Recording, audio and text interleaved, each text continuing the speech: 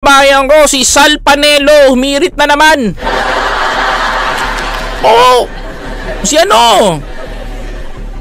Si Sal Panelo, mga kababayan. Humirit na naman si Sal Panelo dito kay Senator Mig Zubiri. Binanatan, mga kababayan ko. Galing. Panoorin natin to, mga kababayan ko, ha. Bakit daw dapat hindi arestuhin si Pastor Kibuloy? Nagtatampo po si Sal Panelo at ang SMNI. Praise the Father. Tuloy natin to, mga kababayan ko. Matapos pinirmahan ni Senate President Mig Zubiri kahapon ang arrest order kay Pastor Apollo C. Kibuloy ay siya'y naghugas kamay naman. Sinabi ni Zubiri, "It is ministerial for me to sign the order of arrest. We are signing the order to protect our committee system." Correct! To, yan. To preserve the Senate's power of inquiry with process to enforce it. Should the witness appear during the next hearing and purge himself of contempt, there will be no need to order his arrest. Ayan na. We reiterate that the purpose of the order of arrest is not to punish but to make the inquiry potent and compelling. Ito'y headline din sa Daily Tribune. Nakalagay mga kababayan ko, ha. Zubiri wash his hands, says his signing is ministerial. Naghugas kamay daw po si Senator Mig Zubiri sa pagpapa-arrest order kay Kibuloy. Itong mga taga-suporta niya naghimutok, mga kababayan. Praise the Father.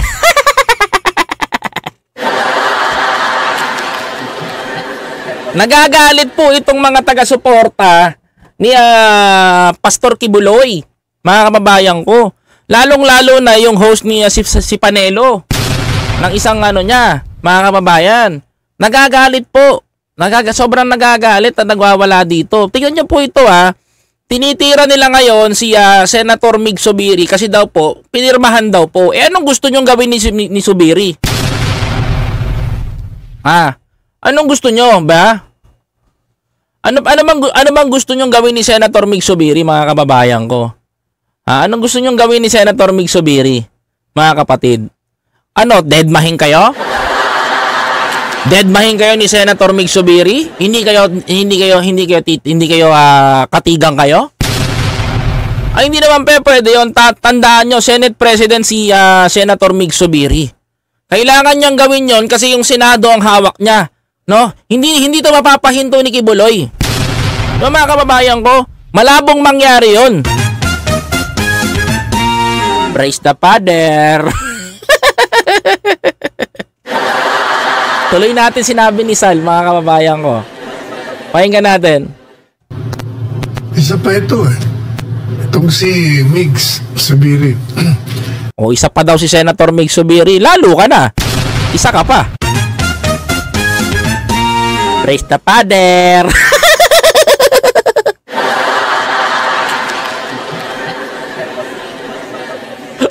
Tuloy. Naging Senate President ka pa. Siyempre. Alam nyo, ayaw ko pong magsalita ng mga ganito. Mga kaibigan ko ito, pero hindi po pwede.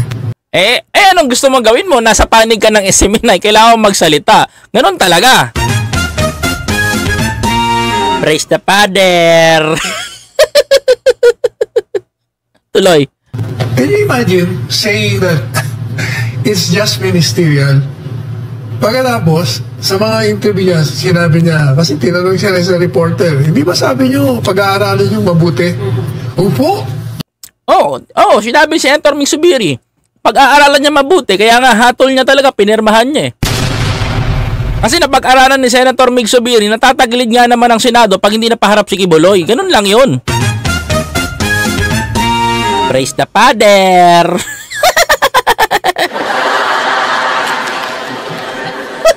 Tuloy. Basag na naman si Panelo sa akin dito. Pinag-aralan ko mabuti. Pinag-aralan tapos sabihin mo ministerial. Ba't ka pa nag-aaral kung ministerial? When you say ministerial, you have no choice. Kaya nga, wala na nga siyang choice. Kaya nga, ang choices niya, mga kababayan ko, ay ipatawag si Pastor Kibuloy at paharapin siya doon. Humarap na sa Senado, pinirmahan niya yun. Kasi wala na nga siyang choice, mga kababayan ko. Kundi, pirmahan ito, dahil sa napag-aralan niya, kailangan humarap ni Kibuloy at maraming nagrereklamo sa kanya. Wala siyang choice dahil yung mga nagrereklamo ay tinaguriang o masasabi nating mga kababayan ko na argabyado sa mga sinasabi nila. Ngayon, kung pahaharapin mo si Kibuloy lang by assume, napaka-bias naman ang Senado. Kaya wala siyang choice kundi paharapin si Kibuloy sa Senado. Ganun lang yun, Sal! Praise the Father! Tuloy! Kung hindi paper ka na, ba't ka pa mag-aaral? Kaya ka nga Senate President, you have the authority, the last say on the matter. Kaya nga, yun nga ang desisyon niya. Apat ayaw mo ba irespeto yun na paharapin si Kibuloy sa Senado? Pat ayaw ninyong paharapin si Kibuloy sa Senado. The Senate President Mig Zubiri, napakagaling mo po. So totoo lang, marunong kang manimbang sa tao na nagrereklamo. Kasi bakit mga kababayan ko? Can you imagine mga kababayan ko, kung itong si Kibuloy, mga kababayan ko, ay hindi mapapaharap ng Senado, lalong-lalo na sa mga accusement sa kanya na mga malala, mga kababayan ko. So totoo lang, sa accusement sa kanyang malala, mawawalan ng saysay yung Senado, mababastos yung integrity ng Senado natin. Ayaw ni Senator Mig Zubiri niyan. Siya ngayon na isang Senate President, ginawa niya lang yung tama. Para kay Sal, mga kababayan ko, bad trip siya kasi hindi niya kasi pinirmahan ni Mig Zubiri. Ngayon, nababastusan sila. Ganyan talaga. Praise the Father. Tuloy. So, dapat tinignan mong mabuti. Sana hindi ka na nagsabing ministerial. Naniniwala ka sa inyong pagtingin na tama. Pero sa tingin ko po kaya na sinabi ko, this contempt order is a travesty of justice. Grabe naman, ang tindi naman ng paratang mo, Sal. Doon nga lang di ba? Doon nga lang sa rally ang tindi mo nga doon Tapos dito, ang tindi mo pa rin bumanat. Pati ba naman si Senate President Mig Zubiri, dinadamay mo pa sa ganyan mo? Imbis na ikaw na mismo paharapin mo si Kibuloy kasi malalayon, paharapin mo, 'di ba? Kasi unang-una ang dami nagrereklamo, hindi lang naman ni isa, international. Praise the Father.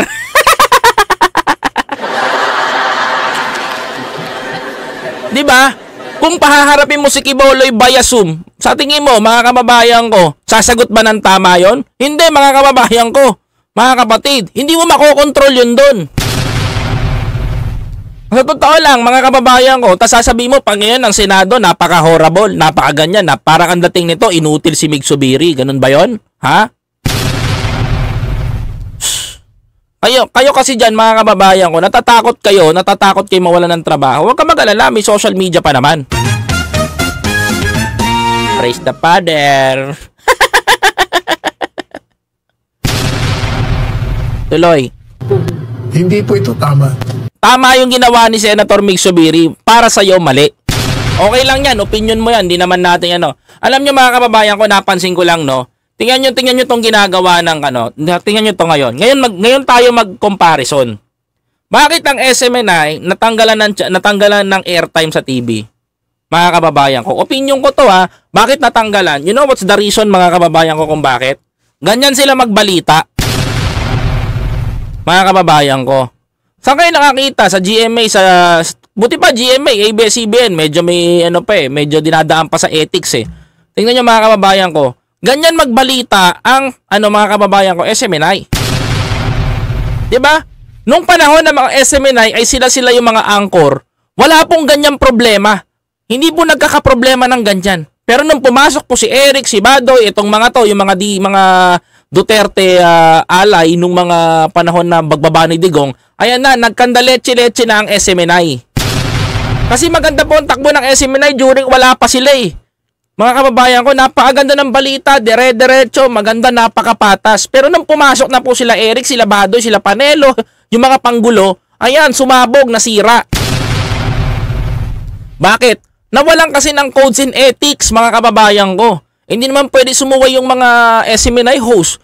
Hindi naman sila yung may-ari. Kasi may-ari, di ba? Si Kibuloy. Praise the Father, mga kababayan ko.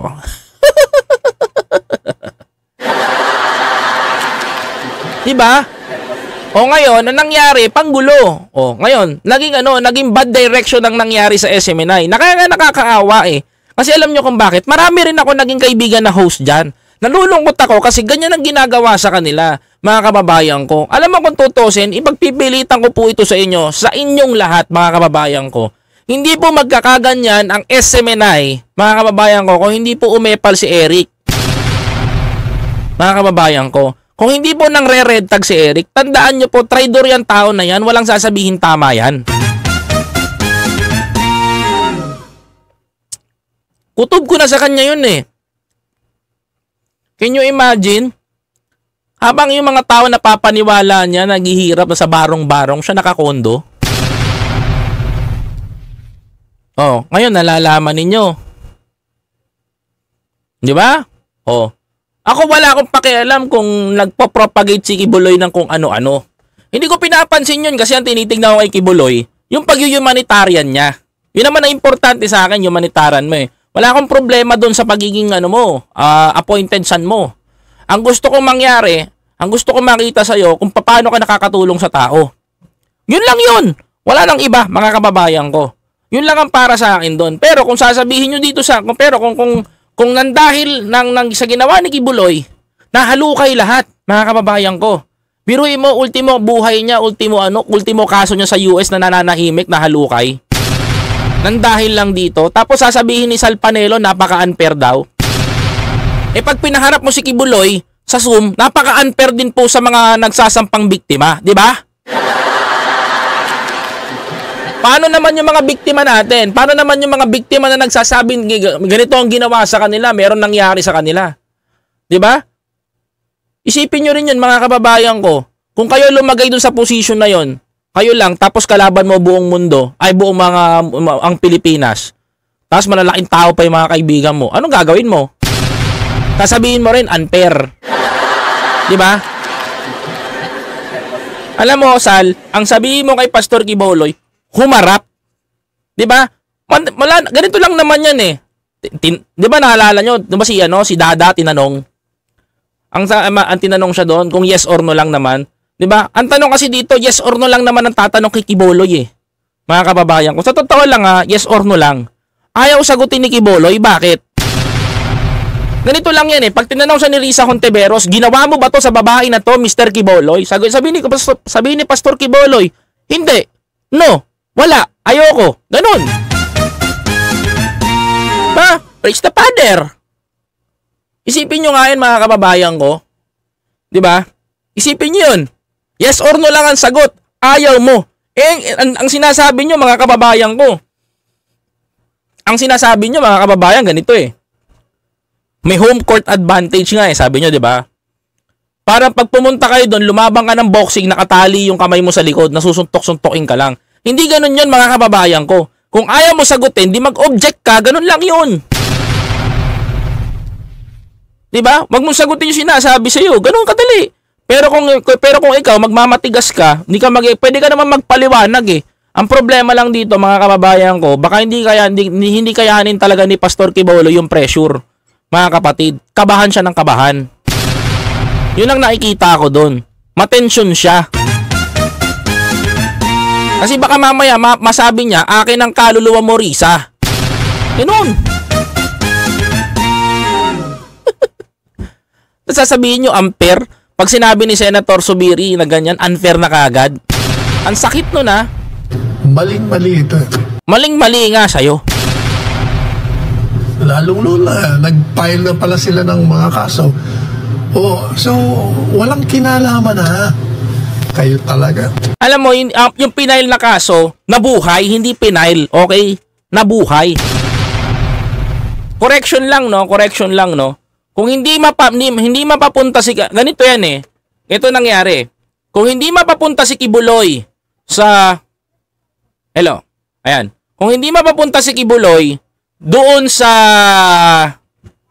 Senado, mga kababayan ko, wala pa rin siyang kawala. Sa korte, buhay pa rin. May warrant siya. Ganun lang yon. Eh ano pa nga antayin ni Quiboloy nito? Magkagipit-gipit, maging wanted siya kahit sa Pilipinas, mga kababayan ko. Di ba nakakaawa yung tao? Kung tutuusin nga no, nakakaawa yan si Pastor Quiboloy. Kung ako tatanungin ninyo nakakaawa yan. Biruin mo, nagpo-propagate na nga lang siya ng kanyang pagkabanal at nagtumutulong sa tao. Ang problema, mga kababayan ko, nang dahil sa panggugulo nitong mga hinayupak na mga host ng SMNI na sila Eric, ayan, nagkagulo-gulo yung buhay. Nalaman tuloy yung mga ginagawa niya. O, pinatawag sa Senado, sinong ginipit? Si Quiboloy. Di ba mga kababayan ko? Di pa ba kayo natutuwa kay Pastor Quiboloy? Oo. Ako nga natutuwa ako dun sa humanitarian niya pero hindi ko alam yung ginagawang bintang sa kanya. Yun lang yun. Ay, nako. Sabay-sabay, Attorney sa lahat. O, di ba? Sabay-sabay. Talagang masarap pag-uumpugin ng ulo ito. O, kita mo, pag uumpugin mo pa yung ulo ng mga taga-Senado? O, kaya kayo nawawala ng channel dahil sa ganyang host ninyo. Isa pa. Ito pag-uumpugin ng ulo ito mga ito pag-uumpugin ng ulo ito mga ito O, sinabihan pa ni Sal Panelo, ang sarap daw pag-uumpugin ng ulo sa Senado ng mga senador. O, kita nyo? O, Senate. O, yan, pag-uumpugin daw kayo ni Sal Panelo. Di ba, mga kababayan ko? O, now you know, mga kapatid. O, kung ganyan ba, mga kababayan ko, tinotolerate ng SMNI, may maganda bang maidudulot? Tandaan nyo po kung sa television po kayo, national television kayo lumalabas, maganda ba na maririnig ng mga bata yan? Natural, hindi. Kaya, konting-konting ingat din pag may time. Mga kapatid, di ba? Oh, ngayon nalalaman ninyo 'yan. Kaya minsan isip-isip din, no? Kaya ako, sabi ko lang SMNI. Ako hindi ako galit sa inyo. Hindi rin ako wala akong galit sa inyo. Actually, nagkasama-sama tayo, no? Nalulungkot din kami kasi hindi nyo kasalanan ito, no? Kasalanan to ng mga host na pinasok diyan sa inyo. Simula nung may nangre-red tag, simula nung may mang-uuntog na mga senador, di ba? Simula nung may mga nambaboy sa integrity ng SMNI, doon kami nalulungkot. Bakit? Nagkasama-sama tayo Minsan nyo na rin akong tinampok dyan sa inyong programa. At minsan nyo na rin binida ang mga vlogger at sinama ninyo sa pag-angat. Kaya kami naging proud sa inyo because kakampi namin kayo, mga kababayan ko. Nalulungkot kami o nalulungkot ako dahil kahit yung mga kaibigan naming host dyan, mapa-cameraman na napaka-approachable, mga kababayan ko, hindi kami nag-uusap ngayon. Bakit? Kasi nadadamay sila sa gusot na ginawa ng mga host na pinasok dyan. Diba? Manila Bay Days pa lang magkakakampi na kami sa pagsulong ng kalinisan, sa pagsulong ng maganda at tamang pagbabalita, sa paglaban sa fake news na inilalabas noon ng ABS-CBN, sa kahit anong fake news tinatama natin. Kaya nga nalulungkot kami dyan. Ngayon, kaibigan ko si Aaron Rojas, kaibigan ko yung mga cameraman dyan, di ba? Kaibigan ko yung ibang mga to nakakasama namin pag press con, mapakover man yan, kahit tong campaign. Kaya nga nalulungkot ako kasi nadadamay sila, mga kababayan ko. Kita nyo, di ba? Samot-saring patong-patong na kaso ang nakita at hinalukay kay Quiboloy, mga kababayan ko, sa leader nila sa simbahan, mga kapatid. Di ba? Ano nangyayari? Nagkakawatak-watak because pinasukan nila ng mga walang kwenta-kwentang host. Na ang ginawa lang para kumita sila ng pera, para pagkatiwalaan sila, mangre-red tag. Mga kababayan ko, ayan ang nakakalungkot po sa lahat ng pangyayari ito. Once and for all, wala akong galit sa SMNI, mga kababayan ko. But, gusto ko pong sagutin ni Pastor Quiboloy itong mga paratang sa kanya sa Senado. Yun lang po ako. Pero nalulungkot ako dahil may mga host kayo katulad ni Panelo at ni Badoy at ni Eric na kahit wala na naman dapat pagtalunan ay nangre-red tag pa rin. Hindi po maganda yon. Lalo na sa national television.